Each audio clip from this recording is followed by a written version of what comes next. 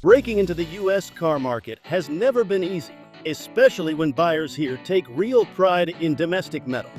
Toyota cracked that code years ago by doing the stuff right, building vehicles that start every morning, rack up miles, and keep high resale value. That reputation wasn't built overnight, and it wasn't built by playing it safe either. Heading toward new season, Toyota isn't acting like a car maker that's satisfied with a comfortable lead. Here are 8 new or heavily updated models for 2027 that are absolutely worth waiting for. Stout Compact Pickup. The 2027 Toyota Stout might be the most talked about truck the company doesn't officially sell yet, and that's exactly why expectations are so high. Small pickups are hot nowadays. They're cheaper to build, easier to live with every day. The Ford Maverick proved that point almost overnight, and since then the segment has been filling up fast. That left a very noticeable gap in Toyota's showroom. A compact pickup that slots below the Tacoma, delivers strong fuel economy, and still feels like a real truck would be an instant hit. It's the kind of vehicle people have been asking dealers about for years, even before the Maverick showed up. The problem is timing. Toyota is already late. Every year without the Stout gives rivals more room to lock in buyers, build loyalty, and refine their products. Once someone gets used to a Maverick, Chevy Montana, Ram Rampage, it's a lot harder to pull them away. That's why 2027 feels like a make or break moment. If Toyota doesn't deliver the Stout by then, the project risks losing its reason to exist. Heavy-duty Tundra. This project feels like Toyota quietly admitting something important. The switch to the turbo V6 on the half-ton Tundra came with trade-offs. Power numbers looked fine, fuel economy improved, but a certain character went missing. That's where the return of the 5.7-liter comes in. This wouldn't be a carbon copy of the old rig pulled straight from a warehouse shelf. The plan is a revisited, retuned version built to meet modern emissions rules, deliver cleaner power, and still keep that effortless torque curve V8 fans love. And the key detail here is positioning. Heavy-duty Tundra isn't trying to square up against towing beasts like F350 or Ram 3500. Toyota knows that fight would be expensive and brutal. Instead, Tundra HD would live in the space between a traditional half-ton and a true heavy-duty realms. Think a tougher version of the Tundra buyers already know, but with stronger frame bits, upgraded cooling, more confident towing, and an engine that doesn't feel stressed doing real work. If it launches as expected, Tundra Heavy Duty will be a headline vehicle, and arguably the biggest swing Toyota has taken in years. Sequoia V8. For the full-size 3-row SUV, engine choice isn't just a spec sheet decision. It defines how the rig feels every single day. That's why talk of a V8 comeback for the 2027 Sequoia keeps getting louder. The Turbo V6 experiment hasn't landed the way Toyota hoped. Recalls and reliability questions did more than dent confidence. They reopened an old argument many buyers thought was already settled. Smoothness matters. Consistency matters. In a rig this size, effortless power beats clever engineering every time. For the Sequoia especially, the V8 feels less like a luxury and more like the correct setup. This SUV isn't pretending to be efficient or light on its feet. It's built to haul families, trailers, and serious weight, often all at once. Asking a smaller, boosted engine to handle the job day after day has proven to be a stretch, even for Toyota. The encouraging part is timing. A year ago, reviving a big V8 looked like an uphill battle buried under emissions pressure. Today, the landscape is friendlier. Regulations have loosened just enough to give automakers breathing room, and that window matters. It allows Toyota to revisit its proven V8 architecture, update it with smarter engine management, cleaner combustion, and modern calibration, then bring it back without rushing or cutting corners. Hilux Champ. A pickup truck for $25,000. Impossible. But not in 2027, when Toyota is finally ready to bring the Hilux Champ to the US. If the numbers land anywhere near that mark, This thing instantly becomes one of the most disruptive vehicles the company has launched in a long time. The Hilux Champ isn't flashy, and that's the whole point. This is a bare-bones pickup built around function first.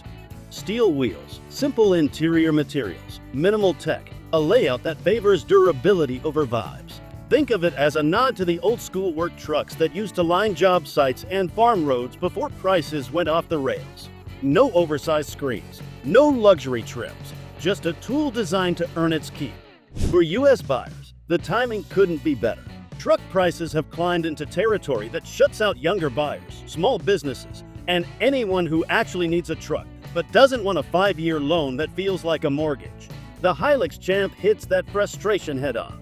What makes this truck especially interesting is how little Toyota needs to overthink it. The formula already works in other markets. Bring it stateside, meet basic safety and emissions rules, and keep the spec sheet honest. That's it. No need to upsell buyers into trims they don't want. Lexus GX Hybrid. The luxury SUV is big enough to feel serious and capable, yet still compact compared to heavy hitters like the LX, Tundra, or Sequoia. That size difference matters a lot as Lexus moves toward a hybrid powertrain for the GX, and it might be the reason this gamble actually pays off. A lighter platform puts less strain on every component. Hybrid hardware isn't pushed to its limits every time the driver hooks up a trailer or climbs a long grade. In theory, that makes the GX a far better candidate for electrification than Toyota's biggest rigs, where complexity and weight have already caused headaches. Still, there's no pretending this is a safe move. Hybrid V6 setups have bruised Toyota's reputation lately. Bringing that technology into a nameplate as respected as the GX puts real pressure on Lexus to get it right the first time. One misstep here would echo loudly, because GX owners tend to keep their vehicles for a long time and talk about their experiences even longer. But if it works, the upside is massive. A GX Hybrid with improved fuel economy, smoother low-speed torque, and quieter operation could absolutely dominate its segment. Sienna Plug-in Hybrid. The minivan already proves a quiet point that a lot of vehicles don't need huge engines or big power numbers to do their job well. In the minivan world, acceleration bragging rights don't matter. What matters is safety, comfort, smooth driving, and not having to stop for fuel every other day. That's exactly why a plug-in hybrid Sienna feels like such a natural next step. Short daily trips, school runs, errands, and commuting are perfect use cases for electric driving. A plug-in setup would let many owners handle most of their weekly miles without burning a drop of fuel, then fall back on the gas engine for road trips and long weekends.